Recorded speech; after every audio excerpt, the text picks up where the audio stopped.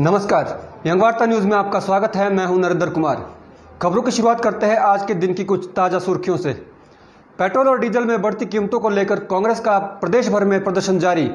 कायाकल्प योजना के तहत सिविल अस्पताल पांवटा साहिब को मिला प्रदेश भर में दूसरा स्थान। पांवटा साहिब में दो गुटों के बीच झड़प मामले में हिंदू जागरण मंच आया आगे। पूर्व संसदीय सचिव नीरज भारती के खिलाफ ज्वाली में गरजे पूर्व सैनिक। टमाटर के अच्छे दाम मिलने से गिरिपार क्षेत्र के किसानों ने ली राहत की सांस। कोरोना योद्धाओं को सरकार का तोहफा, 352 नर्सों को किया सम्मानित। इस महीने में भी नहीं खुलेंगे प्रदेश के स्कूल और कॉलेज, 31 तक रहेंगे बंद। देहरादून के होटलों में चीन के नागरिकों पर बैन, होटलों में नहीं बनेगा चाइनीज फूड।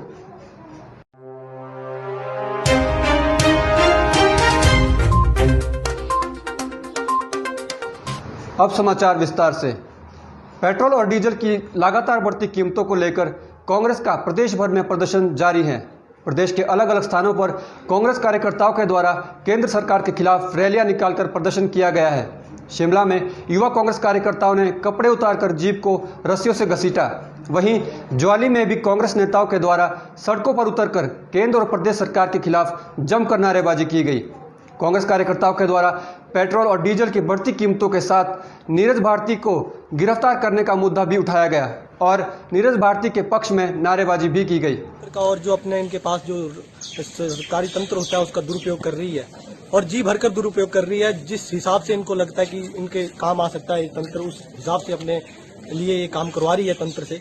बेसिकली जो ये प्रशासन होता है ये जनता की सेवा के लिए होता है, लेकिन आजकल प्रशासन की जो परिभाषा बदल दी गई है सरकार द्वारा, ये प्रशासन जो है वो सारा सरकार को खुश करने में लगा। केंद्र सरकार की महत्वपूर्ण कायाकल्प योजना के तहत सिविल अस्पताल पांवटा साहिब ने प्रदेश भर में दूसरा स्थान प्राप्त किया है, जो कि जिला सिरमौर के लिए बेहद गर्व की बात है। कायाकल्प पुरस्कार की दौड़ में पांवटा साहिब के सिविल अस्पताल ने प्रदेश के बड़े बड़े अस्पतालों को पीछे छोड़ा है।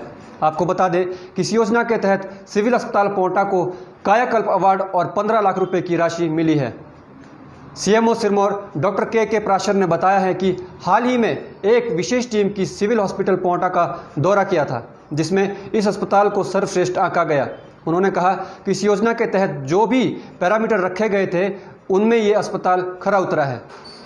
पांवटा हॉस्पिटल जो सिविल हॉस्पिटल है वो डिस्ट्रिक्ट हॉस्पिटल को भी उसने कम्पीट किया है और जितने भी सिविल हॉस्पिटल्स हिमाचल में हैं उसमें जो कम्पीट किया है उसमें ये अपने इन्होंने सेकंड प्राइज इनको मिला है और इसमें ये काफ़ी अच्छा अचीवमेंट है। इसमें जो असेसमेंट करने वाले आए थे गुजरात से आए थे, हिमाचल के थे, तो ऑल ओवर इंडिया लेवल पे इसमें असेसमेंट इसमें किया गया है और कई चीज़ें इसमें देखी गई हैं, जैसे सफाई का विशेष ध्यान इसमें रखा गया था। वो गत दिनों पांवटा साहिब के गुलाबगढ़ में दो गुटों के बीच हुई झड़प को लेकर हिंदू जागरण मंच अब आगे आया है।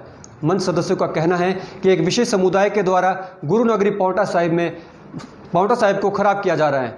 हिंदू जागरण मंच ने सरकार और पुलिस से मांग की है कि जो समुदाय विशेष द्वारा पांवटा साहिब में दंगे फैलाए जा रहे हैं उनके खिलाफ सख्त कार्रवाई की जाए। साथ ही उन्होंने सरकार से मांग की है कि पूरे प्रदेश में एनआरसी लागू किया जाए। हिंदू जागरण मंच ने यह भी कहा कि सरकार और प्रशासन को जागृत करने के लिए प्रदेश भर में अभियान चलाया जाएगा। हम किसी को छेड़ते नहीं है, पर अगर हमें छेड़ोगे तो हम छोड़ेंगे भी नहीं। हमें सिर्फ न्याय चाहिए, आपस का प्यार चाहिए, आपस में मिल के रहें, उतना ही चाहिए। हमें पहले जैसा माहौल चाहिए। लगातार इस बिगड़ते हुए माहौल पर रोक लगाई जाए। यहाँ पर जो मदरसे और ये काम कर रहे हैं यहाँ की जांच की जाए, वहाँ पर देखा जाए कौन बाहर के लोग आके रह रहे हैं, कौन यहाँ की पीढ़ी को खराब करने का काम कर रहे हैं। देश और प्रदेश में बढ़ते कोरोना संक्रमण के बीच जिला सिरमौर में एक अच्छी और राहत भरी खबर सामने आई है। जिला में कोरोना संक्रमित लोग तेजी से ठीक हो रहे हैं। इस बात की पुष्टि जिला उपायुक्त डॉक्टर आर.के. परूथी ने मीडिया से बात करते हुए की। उन्होंने बताया कि कोविड केयर सेंटर में संक्रमितों की डाइट में बदलाव करने से उनकी रिकवरी में काफ़ी बदलाव हुआ है। उन्होंने कहा कि शुरुआती दिनों में संक्रमितों को रिकवर होने के लिए 25 दिन लग गए थे, जबकि उनकी डाइट में बदलाव करने के बाद अब संक्रमित 10 से 15 दिन में रिकवर हो रहे हैं। उपायुक्त ने बताया कि अभी तक जिला में कुल 38 मामले सामने आए थे, जिसमें से वर्तमान में केवल अब 8 एक्टिव मामले कोविड केयर सेंटर में उपचाराधीन हैं।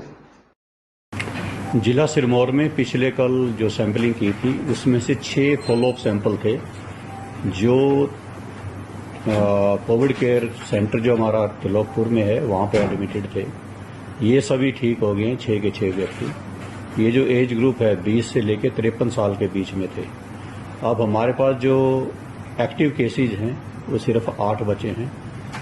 टोटल 38 कंफर्म्ड केसेज हुए हैं। उसमें से अभी जो मुख्यमंत्री जयराम ठाकुर ने मंडी में एक वर्चुअल रैली को संबोधित किया।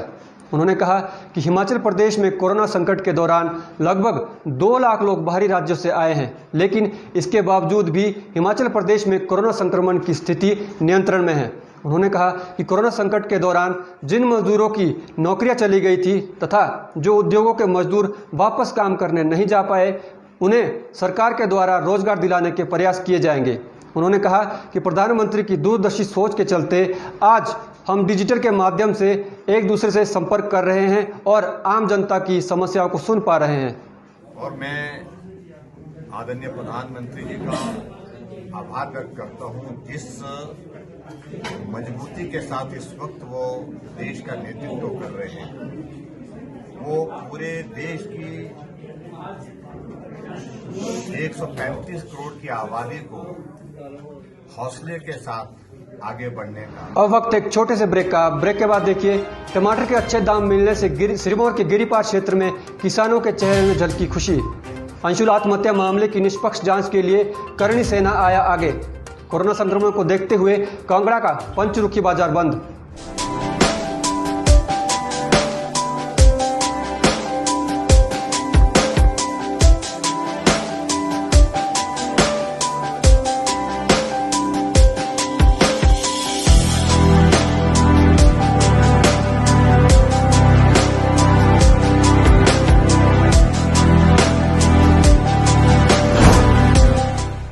भूषण ज्वेलर्स, अनमोल रिश्तों के लिए। ब्रेक के बाद आपका स्वागत है। टमाटर का अच्छा मूल्य मिलने से किसानों के चेहरे पर अब रौनक लौट आई है। जिला सिरमौर के गिरिपार क्षेत्र के किसानों को टमाटर के अच्छे दाम मिलने से खुशी की लहर दौड़ गई है। जानकारी के मुताबिक इन दिनों टमाटर की 1 कैरेट के दाम 700 से 1000 रुपये तक मिल रहे हैं, जिससे किसानों ने राहत की सांस ली है। सिरमौर के किसानों का कहना है कि कोरोना संकट में किसानों के पास आय की कोई साधन नहीं है, जिसके चलते उन्हें कई परेशानियों का सामना करना पड़ रहा है। लेकिन टमाटर के अच्छे दाम मिलने से अब सभी किसान बहुत खुश नजर आ रहे हैं।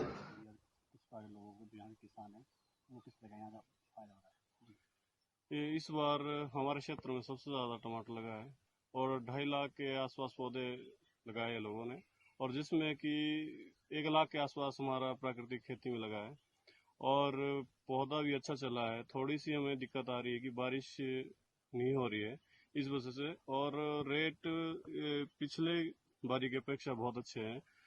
अगर 15-20 दिन पहले देखें तो तत्तापानी में सतलुज नदी में डूब रहे एक व्यक्ति की जान बचाने पर 16 वर्षीय युवक राहुल रैना को स्थानीय विधायक हीरालाल सम्मानित करेंगे और इसके साथ ही राहुल को राष्ट्रपति अवार्ड दिलाने के लिए भी प्रयास करेंगे। करसोग के विधायक हीरालाल का कहना है कि 16 वर्षीय इस युवक ने अपनी जान की परवाह किए बगैर सतलुज में डूब रहे व्यक्ति की जान बचाई, जो कि एक बहुत ही बहादुरी भरा काम है। उन्होंने कहा कि राहुल की बहादुरी के लिए वो निजी तौर पर 10,000 रुपये की इनाम राशि देंगे और साथ ही मुख्यमंत्री के माध्यम से ये प्रयास करेंगे कि राहुल को राष्ट्रपति से अवार्ड दिलाया जाए। के लिए मैं राहुल रैना को माननीय मुख्यमंत्री जी के माध्यम से उसको इनाम दिलाएंगे और साथ साथ हम उसे राष्ट्रपति का एक अवार्ड मिले, ऐसा भी हम उनका नाम जो है हिमाचल सरकार से माननीय मुख्यमंत्री के माध्यम से वो दिल्ली में भेजेंगे। और मैं अपनी ओर से राहुल रैना को उसकी बहादुरी के लिए 10,000 रुपये इनाम तौर पर। अंशुल आत्महत्या मामले में अब करणी सेना के सदस्य भी अंशुल की आत्महत्या की निष्पक्ष जांच के लिए आगे आए हैं। जिला मंडी के करणी सेना के अध्यक्ष रजनीश सोनी ने कहा कि आत्महत्या से पहले अंकुश का एक वीडियो वायरल हुआ था, जिसमें उसने बयान दिया है कि उसे आत्महत्या के लिए उकसाया जा रहा है और उसमें कुछ बड़े नाम भी जाहिर किए गए हैं। करणी सेना सदस्यों का कहना है कि अंशुल के परिवार वालों को डरा धमका के केस वापस लेने का दबाव बनाया जा सकता है, इसीलिए मामले की निष्पक्ष जांच की जानी चाहिए। इस संबंध में करणी सेना ने एसपी मंडी गुरुदेव शर्मा के माध्यम से राज्यपाल को ज्ञापन भी सौंपा। ज्ञापन माननीय राज्यपाल जो महामहिम राज्यपाल है बंडारू दत्तात्रेय जी, उनको हमने एक भेजा है। हाल ही में पद्दर क्षेत्र के जो चुपका गांव है वहाँ पे एक हमारे करनी सैनिक थे अंशुल शर्मा जी, जिन्होंने आत्महत्या का प्रयास किया था और उन्होंने आत्महत्या शायद की थी और उनकी मौत हो गई थी। और उसके बाद उन्होंने एक वीडियो वायरल हुई थी जिसमें उन्होंने बड़े नाम थे, जिसमें कुछ जो राजनेता भी है और भी है, व्यापारी भी है, उनके नाम सामने आए थे। तो हमने मांग की है, उनके ऊपर एसपी साहब ने बताया कि FIR दर्ज करी जा चुकी है। कोरोना संक्रमण के मामले आने से कांगड़ा के पंचरुखी में बाजार बंद रहा। कोरोना से बचाव के लिए पंचरुखी में दुकानदारों के द्वारा दुकानें बंद रखने का फैसला लिया गया तथा संक्रमण का खतरा ना बढ़े, इसीलिए ऐसा दुकानदारों के द्वारा कदम लिया गया। आसपास के क्षेत्रों में कोरोना के बढ़ते मामलों को देखते हुए बाजार कमेटी के द्वारा कुछ दिनों तक दुकानों को बंद ही रखा जाएगा। पूर्व संसदीय सचिव नीरज भारती के खिलाफ अब पूर्व सैनिक संगठनों ने रोष व्यक्त किया है। ज्वाली में पूर्व सैनिकों ने नीरज भारती के खिलाफ रोष व्यक्त किया है। उनका कहना है कि नीरज भारती के द्वारा सैनिकों पर गलत टिप्पणी की गई है और सैनिकों के मनोबल को गिराने का काम किया गया है। पूर्व सैनिकों का कहना है कि नीरज भारती ने पुलवामा में राजनीति करने की कोशिश की है और सैनिकों के विरुद्ध उनके जो भी बयान दिए गए हैं वो पूर्व सैनिकों के द्वारा उसकी घोर निंदा की जाती है।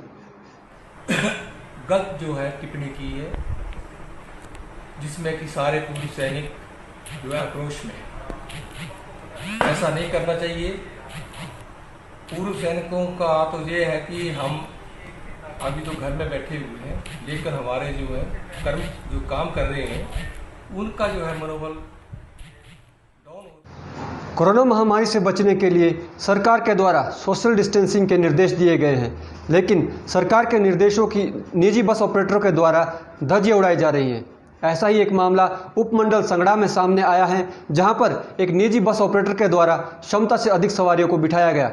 सोशल मीडिया में ये वीडियो वायरल हो रहा है, जिसमें साफ तौर पर दिखाई दे रहा है कि कैसे एक निजी बस ऑपरेटर के द्वारा छतों पर सवारियां बिठाकर लोगों की जान को खतरे में डाला जा रहा है।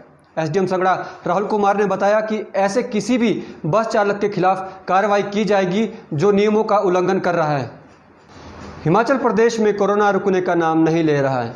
एक तरफ जहां आज हिमाचल प्रदेश में 6 नए कोरोना संक्रमण के मामले सामने आए हैं, वहीं हमीरपुर में एक 80 वर्षीय बुजुर्ग महिला ने दम तोड़ दिया। बताया जा रहा है कि ये 80 वर्षीय बुजुर्ग महिला लंबे समय से बीमार चल रही थी।